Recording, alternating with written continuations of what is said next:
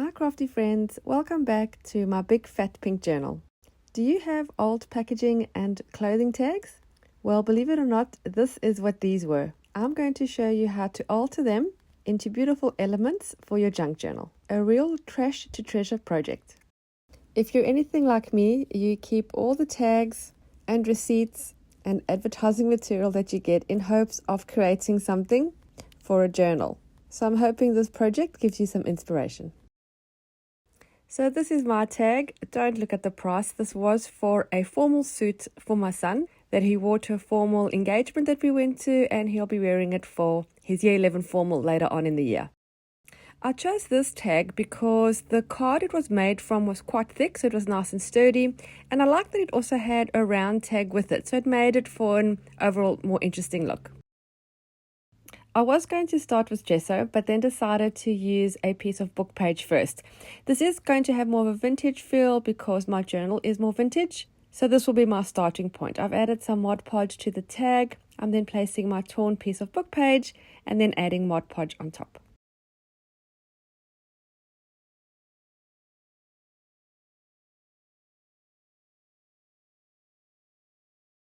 My work usually involves a lot of different layers, and I like to dry each layer before I add the next one. This also gives me thinking time, which sounds weird, but while I'm drying it, I'm thinking about what can go next. But also, if you're working on wet, if you're not drying in between, it can become quite soggy and paper can tear.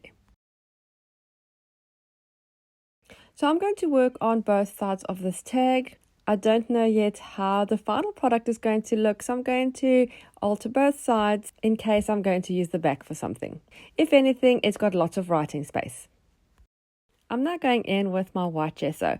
I'm going along the torn page edge and then blending the gesso outwards.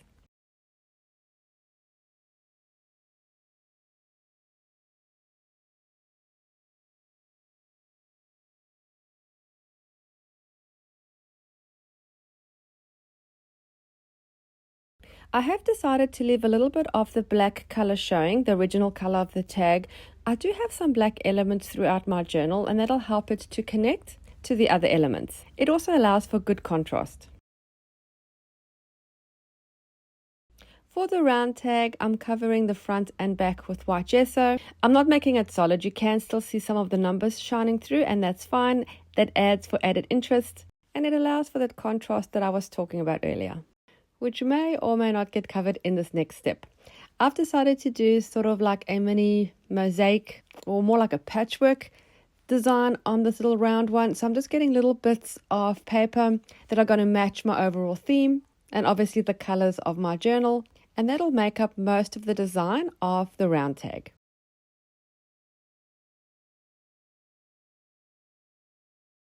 I'm pretty happy with that, so I'm going to start gluing that down. Again, using my Mod Podge.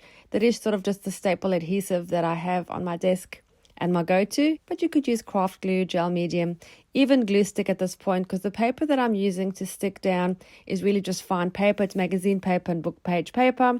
It's not very heavyweight, and a glue stick would work fine too.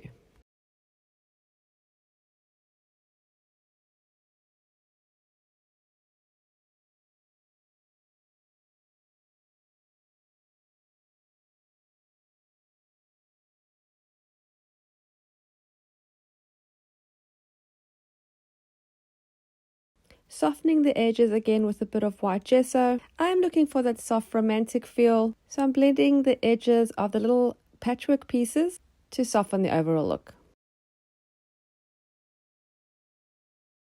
And then I'm going to trim off the excess.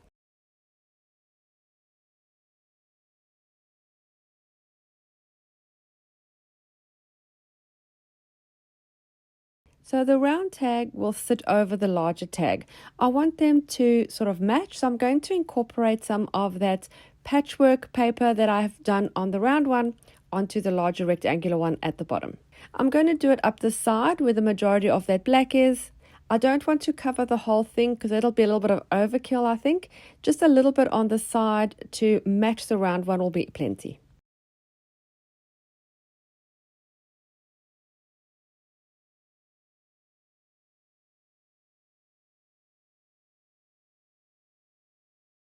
And I've said it before in other videos, I'll say it again. It's okay to change your mind at any point in your project. Originally, I was going to keep that black section. I've decided now to cover that up. I don't feel it fits with the little patchworky pieces I'm going to put, so I'm covering it with gesso. Let me just say it again. It's okay to change your mind. I'm going to stick down the little pieces and let's see where that takes us next.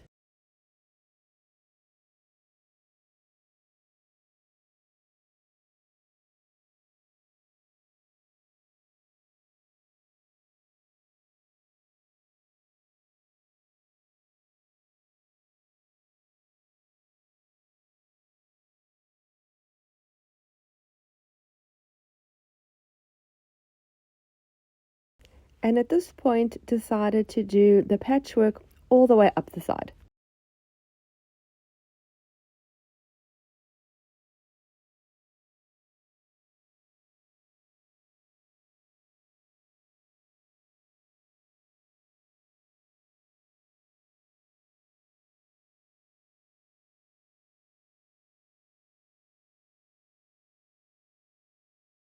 Softening that edge also with some gesso.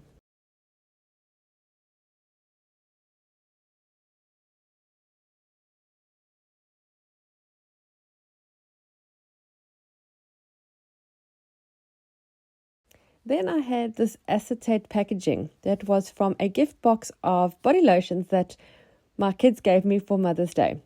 On the acetate though, there's a beautiful embossed gold flower, which I absolutely love, and I think I can't throw it out, I have to use it. So I'm going to use it as part of my tag today. I'm just going to cut that section that's got the gold flower, and I'm going to cut it the same size as my larger tag. I'm not going to throw out the rest of that acetate though. That can be used to make specimen cards and other embellishments. Using the larger tag as a template, I'm going to cut the acetate down to size, making sure I have plenty of that gold flower showing.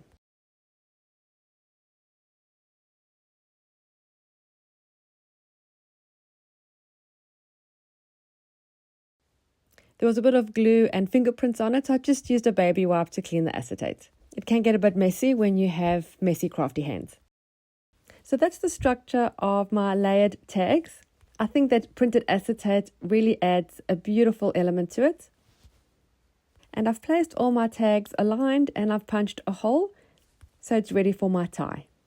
To decorate the tags a little bit, I'm going to try a few things. So I'm using some embossing ink and my script stamp, and then placing my embossing powder over that. I want to see how it'll look with a little bit of iridescent embossing.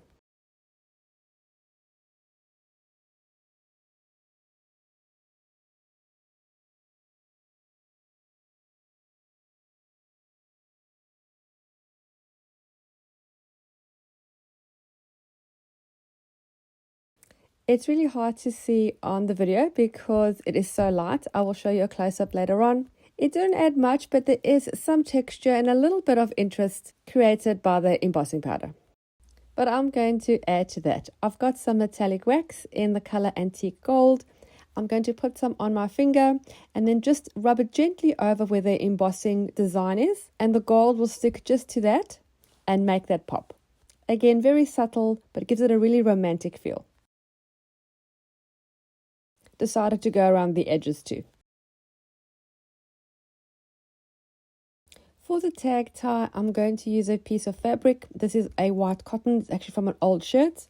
There is some black print on it that I initially thought I was going to use. I wanted to bring that black element in, but then I felt it was a little bit overpowering for the gentleness of the colors of the card that I used, so I went with just the white section. And I've gone for a very simple bow at the top of the tag. I think there's a lot going on the tags. I don't want to sort of overload it, so a simple bow at the top is plenty. I want to add some sort of focal point to this, and I'm going to do that by adding a piece of vellum with some writing on the round tag. So I'm just going to tear the vellum. We are going for that rough rustic look. I'm going to write the wording on with a black permanent marker. I'm just going to write the word inspire. I sort of do write it first on a scrap paper around the size of the piece that I want to write it on, just to get my spacing and to make sure it's going to fit. and then I'm just going to handwrite that and stick that down onto the round tag. I'm going to use double-sided tape for this. For me, I find that works best for vellum.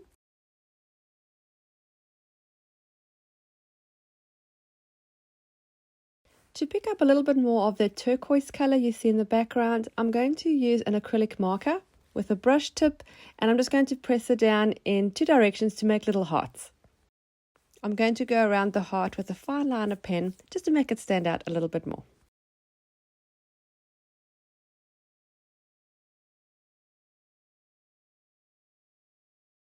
And I'll make a few more.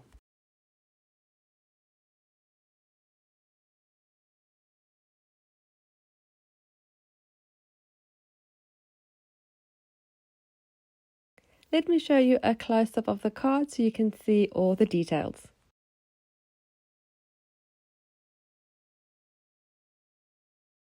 I really hope you enjoyed this video and were inspired to alter your own clothing tags to make beautiful embellishments for your journals. Thank you so much for taking the time to watch. Don't forget to subscribe and hit the little bell so you're notified every time I upload new content. Thanks again for watching, happy creating, and I'll see you again soon. Bye.